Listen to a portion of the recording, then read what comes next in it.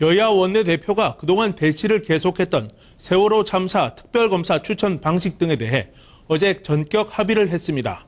그러나 이번 합의가 발표되자 거센 반발이 일고 있습니다. 정치부 한광범 기자와 이 문제를 짚어보겠습니다. 한 기자, 우선 어제 합의 내용에 대해서 좀 설명을 해주시죠. 네, 어제 합의문은 총 11개 조항으로 되어 있습니다. 그중에서 핵심적인 조항은 2항과 6항인데요. 2항은 세월호 특별법에 대해 다루고 있습니다. 여기에서는 그동안 논란이 된 특별검사 추천 방식과 진상조사의 구성에 대해 합의가 담겨져 있습니다. 우선 특별검사의 추천을 특별검사의 임명 등에 관한 법률상의 임명 절차에 따라 진행한다고 규정했는데요. 즉, 지난달 발효된 상설특검제를 통해 특검을 추천한다는 내용입니다. 진상조사의 구성과 관련해서 총 17명으로 하되 그중 3명을 유가족 추천 인사로 채우는 것도 핵심입니다. 6항에는 세월호 국정조사 특별위원회의 청문회 일정이 명시되어 있는데요. 당초 지난 4일부터 8일까지 열리기로 했던 청문회가 증인 채택 문제로 열리지 못했는데 이 청문회를 오는 18일부터 22일까지로 하기로 됐습니다. 네, 그러면 지금 나오는 강한 반발의 배경은 그 2항 때문이군요. 네, 그렇습니다. 여야는 그동안 특검 추천의 주체를 놓고 치열하게 대립해왔는데요. 새정치연합은 공정한 수사를 위해서 권력의 독립적인 특검 후보가 추천될 수 있게 야당이 특검 추천권을 가져야 한다고 주장해왔습니다. 반면 새누리당은 야당 추천 특검이 오히려 정치적 중립을 훼손시킬 수 있다며 현행 상설특검제 규정대로 특검 방식을 고수했습니다. 결국 이 부분은 새정치연합의 양보로 상설특검제대로 특별검사 후보 추천위원회가 특검을 추천하기로 합의가 이뤄졌습니다. 피해자 가족들과 대한변협 등은 처음부터 일관되게 특별법으로 설치되는 진상조사위 내에 수사권과 기소권을 가져야 한다는 입장이었습니다. 새누리당이 완강히 버티는 상황이 계속되자 피해자 가족들은 야당의 특검 추천까지 수용할 수 있다는 입장을 밝혀왔는데요. 그것마저 무산되자 강하게 반발하는 것입니다. 세월호 가족들은 사고 직후부터 일관되게 진상규명 과정에서의 가족 참여를 보장해달라고 요구해왔습니다. 그런 관점에서 상설특검제를 통한 특검 추천의 경우 가족들의 의견이 전혀 반영되지 않은 구조이므로 절대 받아들일 수 없다는 입장입니다.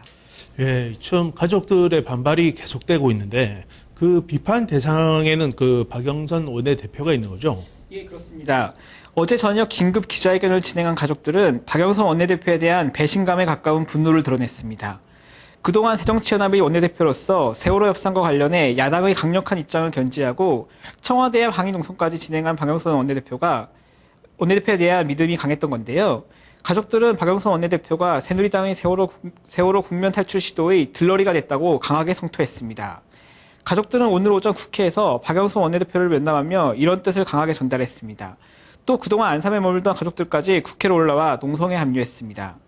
박영선 원내대표는 오늘 오전 가족들과의 면담에서 양해를 구했습니다. 특검 추천권에 대한 여당의 태도가 완강한 상황에서 진상조사의 구성에서의 양보를 얻어내기 위해 불가피했다고 설명했습니다. 예, 새정치연합 비대위가 구성된 지도 얼마 되지 않았는데요. 이번 여파가 어디까지 미칠까요? 네, 새정치연합은 현재 말 그대로 진퇴양난의 상황입니다. 합의 내용을 그대로 지키기엔 당 안팎의 반발이 너무 거세고 합의를 깨기에도 상당한 정치적 부담을 안을 수밖에 없는 상황입니다. 우선 박영선 원내대표가 오늘 가족 대표들을 직접 만나 불가피성을 설명하며 양해를 구했는데요. 피해 가족들은 조만간 총회를 열어 박영선 원내대표의 면담 결과에 대한 공식 입장을 내겠다고 밝혔습니다. 이르면 주말께 총회 결과가 나올 것으로 알려졌습니다. 그러나 당 내부의 문제는 날로 커지고 있습니다. 대선 후보를 지낸 문재인 의원이 공개적으로 유족에게 상처를 주면 안 된다며 재협상을 촉구했습니다. 박영선 원내대표의 측근으로 세월호 특별법 협상 TF 간사인 전해천 의원은 합의에 불만을 표하며 사실상 TF 간사직 사퇴를 선언했습니다. 또 당내 여러 인사들도 SNS 등에 합의안을 비판하며 합의안 파기를 요구하고 있는 상황입니다. 합의안 반대의 뜻을 같이 하는 의원들이 조만간 모임을 갖고 집단 대응에 나설 것이라는 얘기도 나돌고 있습니다. 결국 이번 세월호 협상으로 유일한 대안으로 평가받으며 비대위원장 자리에 오른 박영선 원내대표의 리더십이 크게 흔들리는 모습입니다. 박영선 원내대표가 이런 당 안팎의 반발을 해소하지 못할 경우 조기 전대라는 최악의 상황도 피할 수 없을 것으로 보입니다. 예, 다른 야당이나 시민사회단체 또 네티즌들도 뭐 비판이 만만치 않은 것 같은데요. 네, 그렇습니다. 통합진보당과 정의당 등 다른 야당들은 합의를 원천 무효라며 강하게 반발하고 있습니다. 통합진보당은 새정치연합이 지방선거 참패 후 무참히 가족들과 국민들의 요구를 저버렸다고 비판했습니다. 정의당은 새누리당과 새정치연합이 밀실야합을 했다며 모든 것을 걸고 합의안 통과를 더자하겠다고 밝혔습니다. 세월호 참사 국민대책위와 민주화를 위한 전국교수협의회, 교수노조 등도 각각 기자회견을 통해 재협상을 요구했습니다. 네티즌 사이에서 비난 일색입니다. 네티즌 사이에선 새정치연합에게 새누리당과 합당하라는 조롱이 쏟아지고 있는 상황입니다. 예, 그러면 새누리당 반응도 좀 궁금한데요. 어떻습니까? 네, 새누리당의 입장은 우리도 대폭 양보한 것이라는 입장이 기본인데요. 특검법과 관련해서 형사사법체계상 야당이나 진상조사위원회가 추천권을 받는 것은 절대 있을 수 없다고 했습니다. 그러면서 진상조사위원회에서 가족추천 인사 인원을 당내 반대를 뚫고 양보했다며 할 만큼 했다는 입장입니다. 아울러 증인채택 문제에 대해선 여전히 완강합니다. 당초 새누리당이 증인채택 문제에 양보할 것인 전망이 나오기도 했지만 이완구 원내대표가 직접 이날 아침 한 라디오에 출연해 김기춘 비서실장과 정호성 비서관에 대한 증인채택 불가 입장에 대해 변화가 없다는 점을 분명히 했습니다.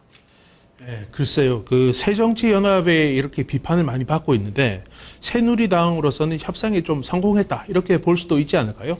그런 분위기는 없습니까?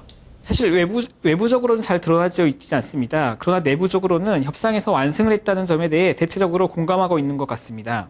협상 파트너였던 새정치연합에 대한 일방적인 양보를 했다는 비난이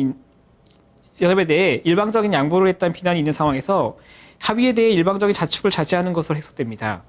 그러나 야당이 특검을 추천하는 상황을 피한 것만으로도 성공적이라는 평가하는 분위기가 있습니다. 알겠습니다. 한 기자 말씀 잘 들었습니다.